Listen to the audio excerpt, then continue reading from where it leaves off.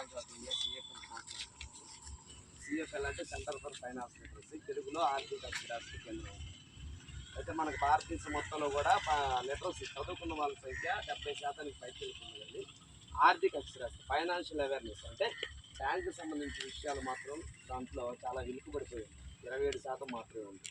అందుకని reserve bank of India ఏం చేసిందంటే ఈ సిఎఫ్ఎల్ ప్రాజెక్ట్ తీసుకొచ్చింది. సిఎఫ్ఎల్ అంటే సెంటర్ ఫర్ ఫైనాన్షియల్ లిటరసీ, తెలుగులో ఆర్థిక అక్షరాస్యత కేంద్రం అంటారు.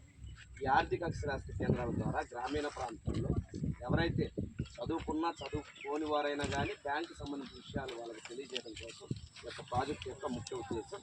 ఈ ప్రాజెక్టులో మనం తెలియజేసేది ఏంటంటే ప్రతి ఒక్కరూ కూడా ఇప్పుడు బ్యాంకులో ఉన్నటువంటి విషయాల గురించి తెలుసుకోవాలి. అందులో భాగంగా ఇన్సూరెన్స్ స్కీమ్స్, ప్రధానమంత్రి సురక్ష యోజన, ప్రధానమంత్రి జీవన్ జ్యోతి యోజన, ఈ ఇన్సూరెన్స్ స్కీమ్స్ ద్వారా మనం కట్టుకోవడం ద్వారా మన ప్రతి ఒక్కరికి కూడా మన వాహనాలకి ఇన్సూరెన్స్ ఉంటే కానీ మనిషికి అనేది ఇన్సూరెన్స్ అనేది ఉండదు.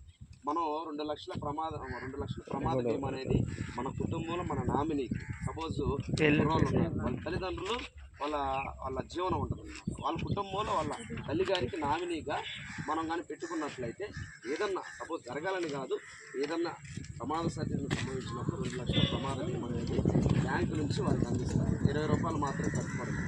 అదేవిధంగా ప్రధానమంత్రి జీవన్ జ్యోతి యోజన అనేది ఒక స్కీమ్ ఉంది బ్యాంకు. ఇది 436 రూపాయలు సంవత్సరానికి ఒకసారి మనం కట్టుకోవడం ద్వారా మనకి దీని ద్వారా కూడా 2 లక్షల ప్రమాద బీమా అనేది మనకి బ్యాంకు వారు అందిస్తారు. అదేవిధంగా ప్రతి ఒక్కరికి కూడా ఈ మధ్యకాలంలో జన్ధన్ అకౌంట్స్ అని ఇచ్చారు.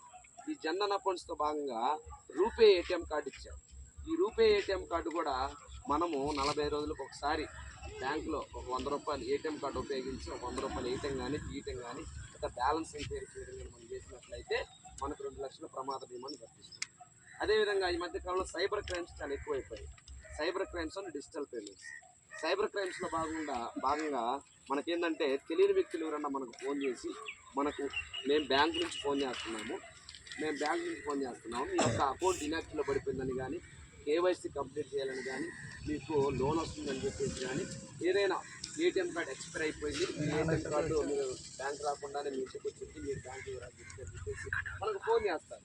మనకు ఫోన్ చేసినప్పుడు ఓటీపీ చెప్పని అడిగినప్పుడు ఎట్టి పరిస్థితుల్లో కూడా మనం చెప్పకూడదు. ఓటీపీ చెప్పి చాలా మంది డబ్బులు కూడా తీసుకున్నట్టున్నారు. అంటే ఓటీపీలు చెప్పి చాలా మంది డబ్బులు కూడా పోయినట్టు వాటి గురించి ఇట్లా ఓటీపీ చెప్పినట్లయితే అప్పటి వరకు సెకండ్స్ లో ట్రాన్స్ఫర్ అయిపోయింది. కాబట్టి తెలియని వ్యక్తులు ఎవరన్నా ఫోన్ చేసి మనం ఓటీపీ అడిగితే ఓటీపీ ఎట్టి పరిస్థితుల్లో చెప్పకూడదు. అదేవిధంగా ఈ మధ్యకాలంలో ఆన్లైన్ ఆఫర్స్ ఎక్కువైపోయాయి. ఆన్లైన్ ఆఫర్స్ అయితే ఏం లేదు. అమెజాన్, ఫ్లిప్కార్ట్, మీషో ఇంకా ప్లాట్ఫామ్స్ ఉన్నాయి ఆన్లైన్ అమ్మే సంస్థలు. వాటి పేరు చెప్పుకొని ఏం చేస్తారంటే మీకు ఆన్లైన్లో మీ పేరు లాటరీలో విన్ అయింది, లేకపోతే మీ మొబైల్ నెంబర్ విన్ అయింది అని చెప్పేసి ఒక 50,000 రూపాయలు వస్తుంది. మొదటి అనుకో ఒక యాపిల్ ఫోన్ మీకు ఆఫర్లో ఒక 10,000కు ఇస్తామనో లేకపోతే 20,000కి ఇస్తామని చెప్పేసి వాడు మోసం చేసి కంపెనీ డీటెయిల్స్ అన్నీ మనకు ఫేక్ అన్నీ మనకు వాట్సాప్లో షేర్ చేస్తాం. మనం నిజంగానే ఈ నిజమని చెప్పేసి అనుకొని వాడికి ఏం చేస్తామంటే ఇది మీకు రావాలంటే అడ్వాన్స్ పేమెంట్కి ఎంతో కొంత అమౌంట్ మనకి అకౌంట్కి కొట్టమంటాం.